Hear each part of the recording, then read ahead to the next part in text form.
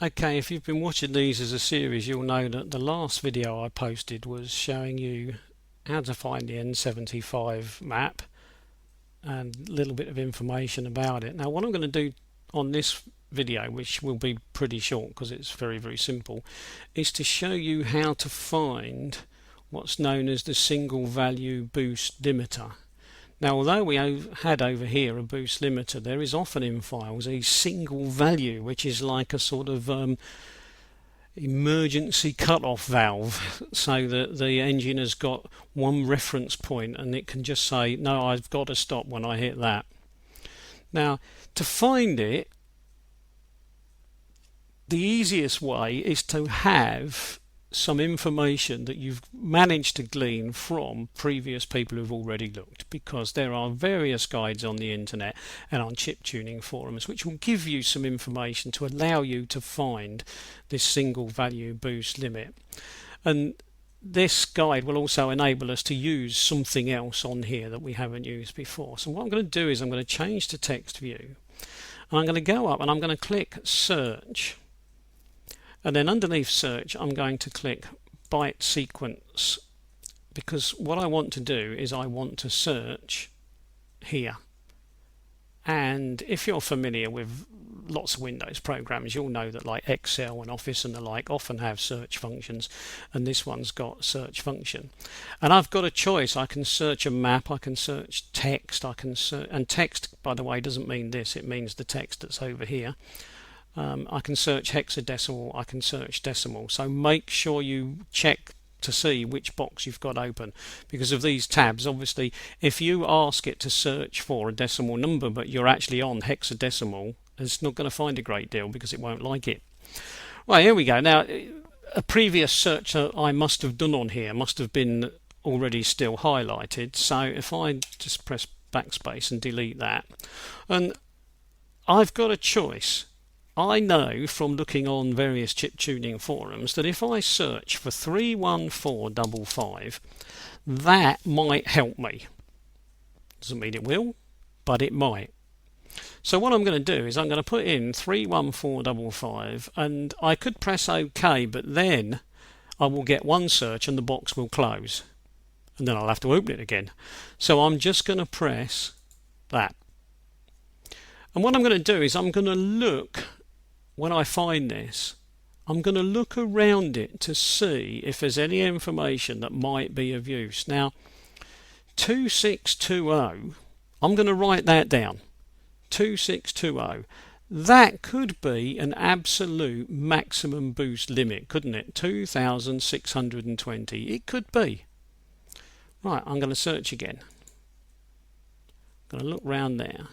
Nothing. Search again. Right, it's telling me that it's got to the end, and do I want to go to the beginning? So I'm going to say yes, I'm going to go to the beginning. Let's pull that down out of the way, and there we are. It's found 2620 again. And I'm going to click that one. Nothing. 2620. Nothing. And I'm being asked if I want to go round again. I'm going to click yes to say yes. Now, I think that maybe I've found something here. So what I'm going to do is I'm going to click on 2620. Now, because the search has already found this, it is highlighted. So at this stage, be careful what you do. What you want to do is press delete. And that way, there is not going to be any confusion as to which cell you think you're on, but more importantly, there isn't any confusion as to where Winols thinks you are, because Winols now knows where you are.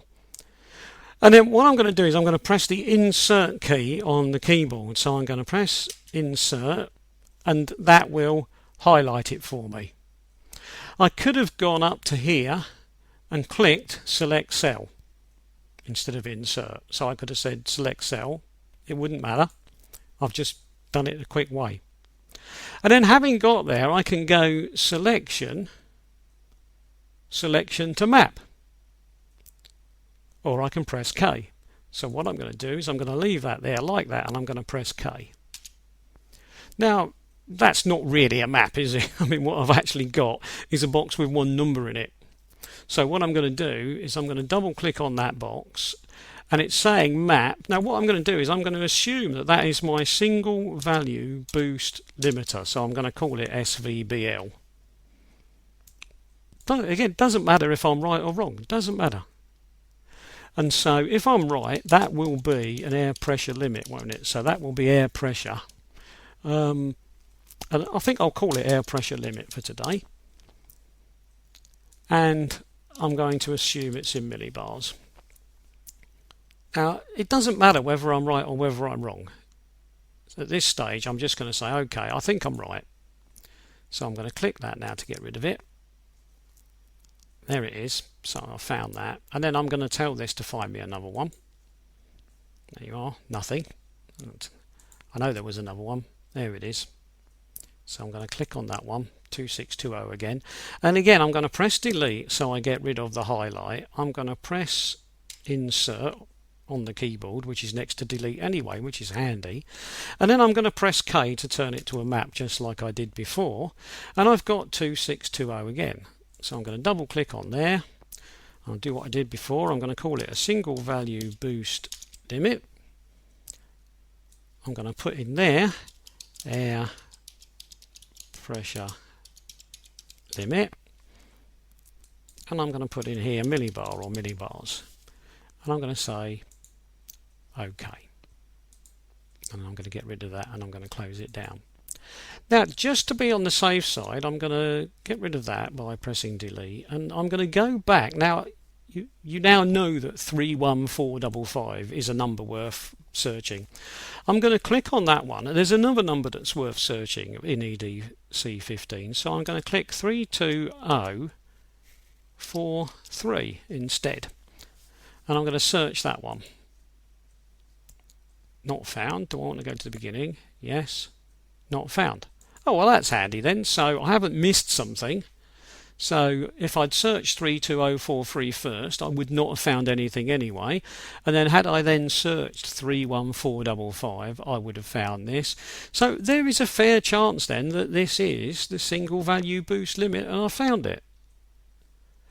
It's also a sensible number, isn't it? Because we were looking at figures of 2,400 for maximum boost. So if the ECU had buried in it a little secret box saying do not ever allow anything to go over a number, well, for it to be close to 2,400 would be reasonable. So 2620 does sound perfectly reasonable. Now I could go and make that a more sensible number, because if I go back to here, it's 2620, and 2620 is what I want. Had this been a different number, maybe it had been 26.2, then obviously I would want to adjust that, wouldn't I?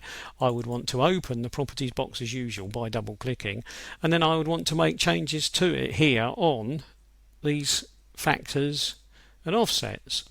But I believe I'm looking for 2620 or that sort of number, so I don't need to.